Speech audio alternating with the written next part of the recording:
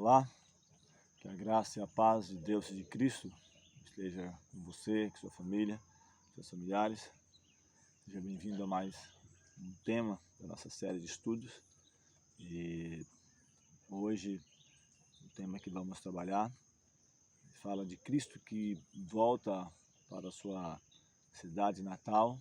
Naquele sábado lhe é permitido abrir a palavra de Deus e ele faz a leitura de uma mensagem profética que está no livro de Isaías, e quando faz a aplicação para aquele dia ou para a sua pessoa, há uma rejeição dos seus, onde ele é expulso de sua terra natal, de certa forma não recebendo ele como Messias, como Salvador. Quero te convidar, nesse momento, a nos curvarmos diante do Senhor, a agradecermos pelo que Ele tem nos feito, pelo que Ele é, e assim podemos também entender a mensagem nesse dia. Eterno Deus, bondoso Pai, te agradecemos pelo cuidado, a proteção, a oportunidade de nesse dia podermos estudar a Tua Palavra. Nos conceda a iluminação do Teu Santo Espírito, abre o nosso entendimento, dá-nos a Tua direção, Tua graça e paz. Te pedimos essas bênçãos e agradecemos em nome de Jesus. Amém. Não é este o filho do carpinteiro? Foi a pergunta que eles fizeram em relação a Cristo, ou seja, nós não conhecemos a sua família, seus familiares, e não deram crédito à sua mensagem. O texto do qual me refiro está em Lucas capítulo 4, versículos 14 a 17, onde Cristo é expulso de Nazaré. Diz aqui o texto é que pela virtude do Espírito ele volta para a Galiléia, diz que a sua fama corre por todas as terras em redor. Ele ensinava nas sinagogas, por todos era louvado. E quando ele chega a Nazaré, chegando a Nazaré, onde fora criado, entrou num sábado, segundo o seu costume, na sinagoga, e levantou-se para ler. Foi dado o livro do profeta Isaías, e quando abriu o livro, achou o lugar que estava escrito. Versículos 18 a 20, o Espírito do Senhor é sobre mim, pois que me ungiu para evangelizar os pobres, enviou-me a curar os quebrantados do coração, a pregar liberdade aos cativos e restauração da vista aos cegos, a pôr em liberdade os oprimidos, a anunciar o ano aceitável do Senhor. E, cerrando o livro, tornando-o a dar ao ministro, sentou-se, e os olhos de todos na sinagoga estavam fitos nele, estavam voltados para ele. Então, ele já estava pregando na Galiléia, até falamos em algum estudo anterior, devido àquela situação lá, aquele desgaste aparente entre os discípulos de João e alguns dos judeus. Cristo ele se retira para a Galiléia, havia uma mistura maior de pessoas, houve uma aceitação maior para o seu ministério, e ele então desenvolve ali o seu ministério, pregando, ensinando. Ele resolve voltar para Nazaré, sua cidade natal. E só abrindo aqui um parênteses, ele diz que num dia do sábado, segundo o seu costume, então era costume de estar se reunindo ao sábado, não simplesmente porque era judeu. Vamos falar também quando estivermos trabalhando no livro Atos dos Apóstolos, que isso era uma constante na vida dos apóstolos, mesmo após a morte de Cristo, continuou até, quem sabe, ao 3º século de nossa era, sendo observado.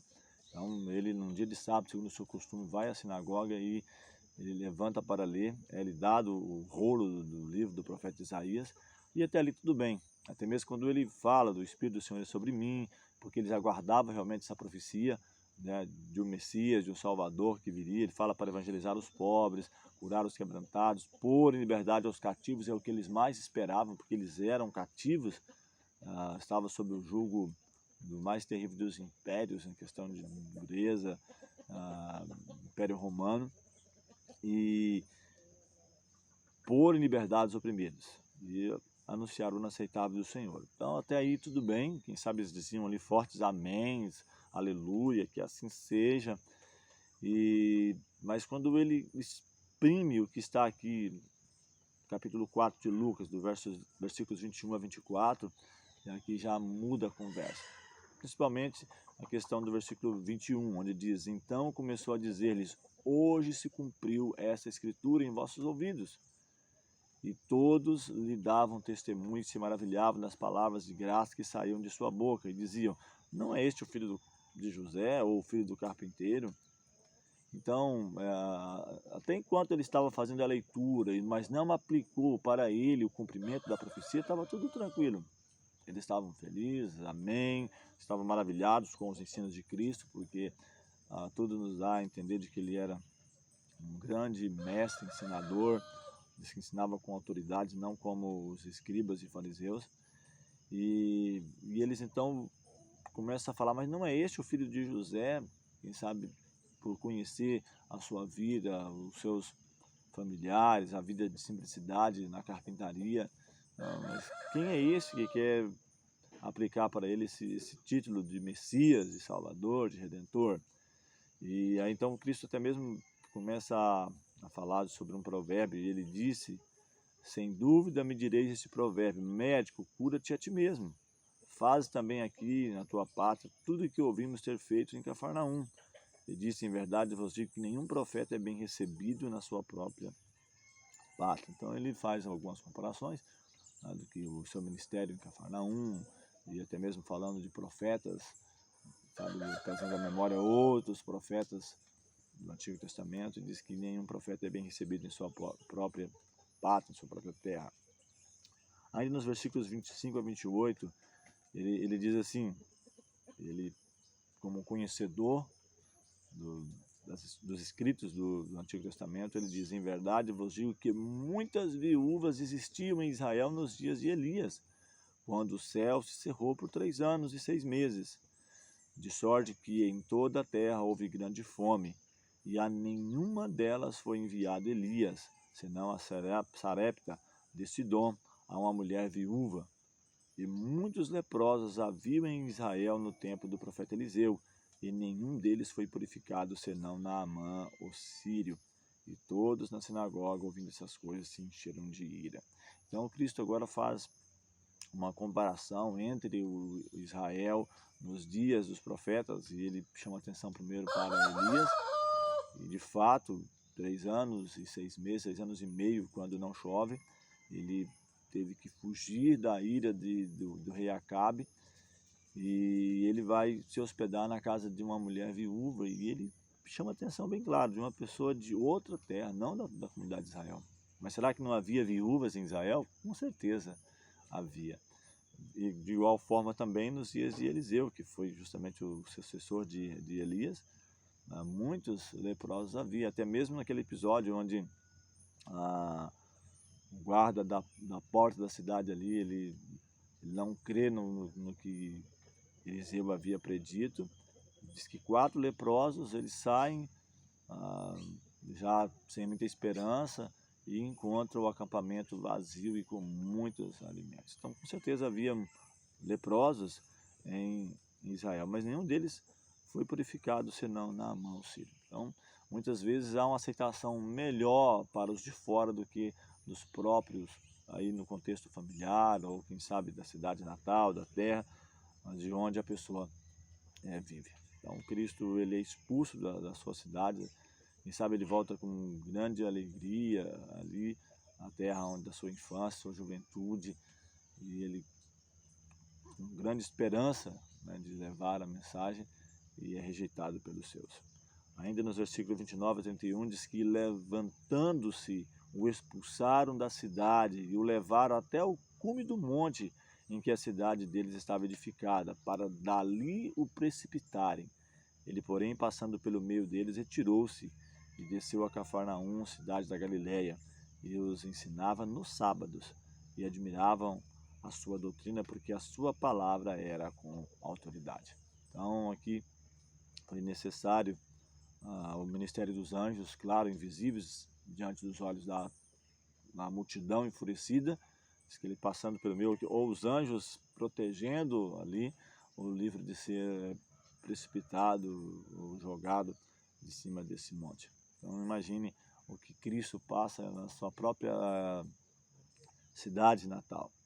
Agora, trazendo para a nossa condição como um povo, e quem sabe nas subsequentes gerações, o livro Desejado das Nações, página 160, faz algumas aplicações, né, pegando esse contexto do que foi tirado da profecia de Isaías e aplicado no livro de Lucas, capítulo 4, dizendo que a nossa posição diante de Deus depende não da quantidade de luz que temos recebido, não é isso que vai fazer a diferença, mas do uso que fazemos da que possuímos. Ou seja, temos pouca luz, somos fiéis, então isso vai fazer a diferença. Mas se temos muita luz e nós negligenciamos, não vai fazer diferença em nossa vida. Assim mesmo o pagão que prefere o direito na proporção em que lhe é possível distingui-lo, acha-se em condições mais favoráveis do que os que têm grande luz e professam servir a Deus. Mas desatende a essa luz e por sua vida diária contradiz a sua profissão de fé. Então, o que está sendo pontuado aqui? E o que justamente aconteceu naqueles dias. A cidade da Galileia era uma cidade mista, né, com pessoas chamadas, quem sabe pela cúpula de Israel, os líderes ali pagãos, ou de pessoas não de puro sangue, né, judaico. E até mesmo no contexto do próprio Cristo, a cidade natal dele, pessoas que o conheciam, que deveria saber muito mais da sua vida de integridade, fidelidade, até mesmo quando nós falamos daquele aparente silêncio da vida de Jesus, que não foi justamente de silêncio, ele era conhecido das pessoas, já ministrava ali por trás dos bastidores, então eles conheciam a vida dele, de abnegação, de sacrifício, de serviço, mas o rejeitaram. Então não é a quantidade de luz, ele até fala que pessoas que, quem sabe, vivem à margem da sociedade, talvez nem professam tão claramente uma religião, mas que são fiéis, são sinceros naquilo que acreditam, tá em melhores condições do que pessoas que professam grande luz, mas não obedecem. Zelo sem entendimento. Ainda no mesmo livro é pontuado isso, quando Jesus se referiu às bênçãos dadas aos gentios, porque ele faz menção, como nós mencionamos ali, né, da viúva de Sarepta, do leproso, ali que foi curado, né, por Eliseu. O feroz orgulho nacional de seus ouvintes despertou-se, e suas palavras foram sufocadas num tumulto de vozes. Então, esse povo, no caso, aplicando ao povo, né, de Israel, se orgulhava por observar a lei, mas na sua fúria, e por causa dos seus preconceitos, né, que foram ali ofendidos, estavam dispostos a cometer um homicídio, matar Cristo. Imagine, se coloca como defensor, como guardadores da lei, dos mandamentos, mas estava pronto para tirar a vida de Cristo, cometer um homicídio. A assembleia ali reunida, o grupo que estava em adoração, levanta-se, lançando mão de Cristo, expulsa, né, da sinagoga e da cidade. Todos pareciam ansiosos, quem sabe, para destruir a Cristo. Impeliram, né, levaram até um alto precipício, tentando atirá-lo dali. Gritos, quem sabe, de maldição, enchiam o espaço.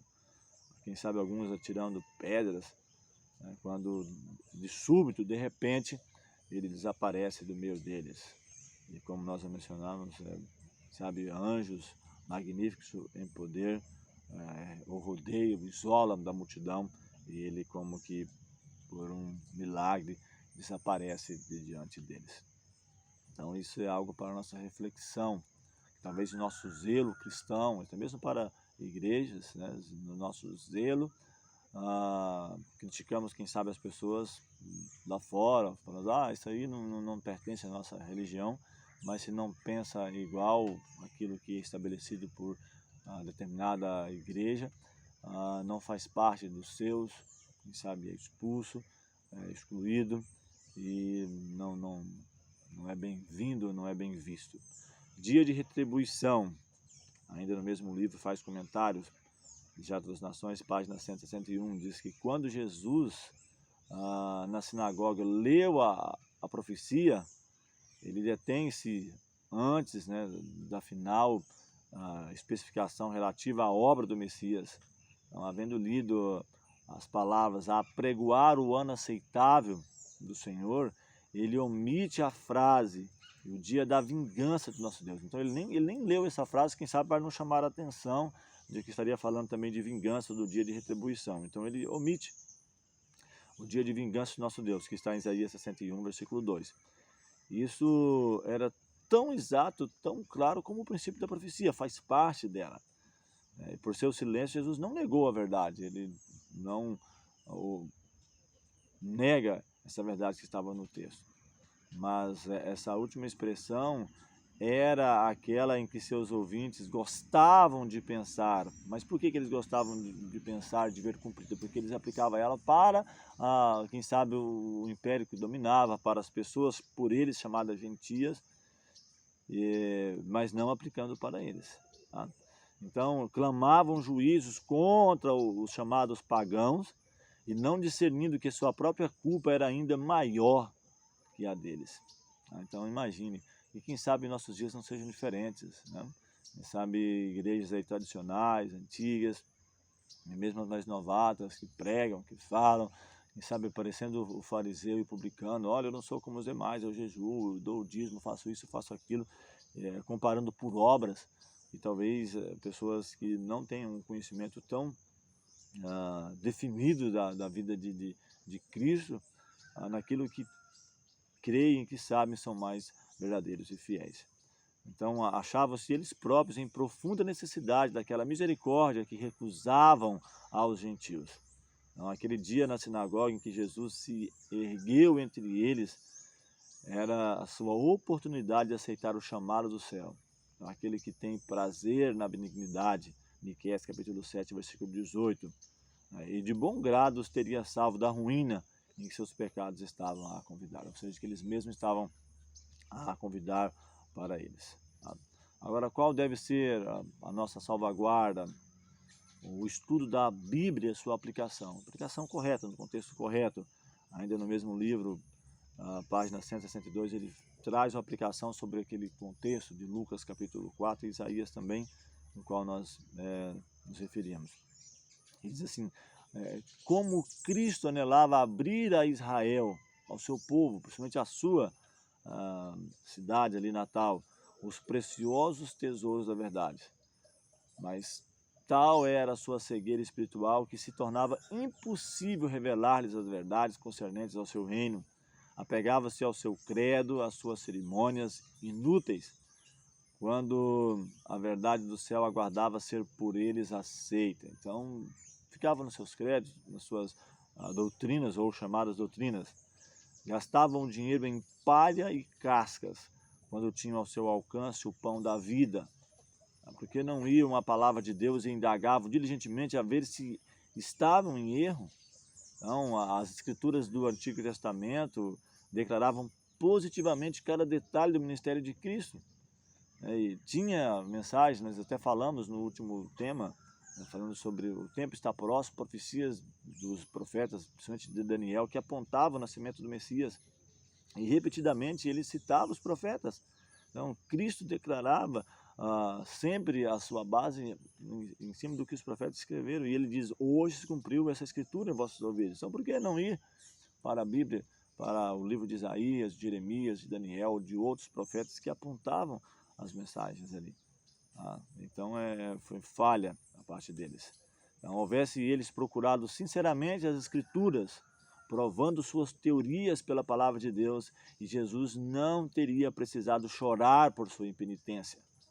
Não teria necessitado declarar, eis que a vossa casa se vos deixará deserta, Lucas 13:35. Então deveriam estar familiarizados com as provas de sua messianidade, né, com aquilo que ele aplicava para a sua vida. E a calamidade que lançou em ruína a sua orgulhosa cidade poderiam ter sido desviadas. Mas por que isso não aconteceu? O espírito dos judeus se estreitara por seu irrazoável fanatismo, e as lições de Cristo revelavam-se as deficiências de caráter deles, dos líderes, das pessoas ali, a grande maioria em geral, e requeriam arrependimento. Precisava haver uma mudança, uma conversão. Se eles aceitassem os ensinos, teriam de mudar seus hábitos, suas acariciadas esperanças deviam ser abandonadas, quem sabe de um libertador que os libertaria ali do jugo romano, e traziam riqueza, prosperidade, colocando eles no topo, a glória, quem sabe como nos dias de Salomão. para serem honrados pelo céu, né, deviam sacrificar a honra dos homens. Se obedecessem às palavras desse novo mestre, desse novo rabi, tinham de ir de encontro às opiniões dos pensadores e mestres da época, porque eles tinham uma ideia diferente do que Cristo estava a trazer. Nós até mencionamos com respeito a Nicodemos, que foi um dos líderes que felizmente aceitou o Cristo, que havia tantos mais, nós não lemos, o tempo não nos permitia, mas muitos outros que creram, mas preferiram mais a glória dos homens do que a de Deus. E se eles aceitassem a mensagem desse mestre, teriam que ir contra aquilo que era ensinado pelos mestres da época. E trazendo para nós, abrindo mais um parênteses, a verdade ela é impopular, seja em qualquer época. Quem sabe muda a maneira, os conceitos, a forma de perseguição, mas ela é impopular. A verdade era impopular nos dias de Cristo, ela é impopular em nossos dias. O apóstolo escreveu que todos aqueles que querem viver piedosamente em Cristo padecerão perseguições. Tem sido sempre, desde que Satanás despertou no homem no princípio desagrado por ela. Então, mediante a apresentação de fábulas que introduziram essa exaltação própria, não encontramos hoje teorias e doutrinas que não têm fundamento na palavra de Deus? Com certeza, até mesmo com respeito à adoração, com respeito aos mandamentos e com respeito a tantos outros pontos, a vinda de Cristo, a segunda vinda de Cristo, o juízo e tantos outros pontos que é colocado como doutrinas, é aceito e muitas vezes não vamos para a Bíblia, para o ensino do Senhor, para confirmar se isso é verdade ou não. Então, os homens a essas doutrinas, quem sabe milenares, se apegam tão ali tenazmente, tão firmemente, né, como os judeus às suas tradições. E aí estamos a criticar, olha, porque é judeu, não, porque foi judeu. E talvez temos doutrinas enraizadas que não passa pelo crivo, pela um assento do Senhor da palavra de Deus. Então, quem sabe o desejo de glorificação própria manifestava-se lá no serviço do santuário. Amava os melhores assentos da sinagoga, como o próprio Cristo menciona. Amava as saudações nas praças. Satisfazia-se com a publicação dos títulos por lábios de homens, à medida que declinava da verdadeira piedade, tornando-se, quem sabe, zeloso de tradições e cerimônias humanas de homens. Então, não aceitaram a Cristo, não é esse o filho do carpinteiro, e muitas vezes isso tem se repetido em nossa esfera, né, diária. Talvez não dar crédito à mensagem, quem sabe querendo saber qual é o título, né, qual a faculdade que cursou, qual é o curso de graduação, pós-graduação, mestrado, doutorado, como falaram para o próprio Cristo, interrogando ele com que autoridade ele ensinava, em qual das escolas dos profetas ele havia cursado. Então, o próprio ministério de Cristo foi colocado em xeque. Que o Eterno nos ajude a entender, a termos a humildade, a simplicidade de buscar na palavra do Senhor e não simplesmente fecharmos o coração, porque o estudo da palavra será a nossa única salvaguarda a entendermos os porquês, as interrogações, os questionamentos e verificarmos se doutrinas que, quem sabe, até é defendida hoje, ela passa pelo assento do Senhor. O nosso próximo tema, vamos falar sobre o Sermão da Montanha, onde Cristo gasta grande parte ali dos seus ensinos, chamado o maior discurso de Cristo também, dando ali uma nova roupagem aos ensinamentos da palavra de Deus, ou dos mandamentos em específico, daquilo que deve acompanhar o nosso dia a dia. Vamos, mais uma vez, buscar o Senhor em oração. Amorável Deus, bondoso Pai, te agradecemos pelo cuidado, pela proteção, pelo estudo da Tua Palavra e rogamos a unção do Teu Santo Espírito para que cada dia nos venhamos despir de nós mesmos e estarmos cheios do Teu Santo Espírito. Dá-nos a Tua direção, nós rogamos essas bênçãos e agradecemos em nome de Jesus.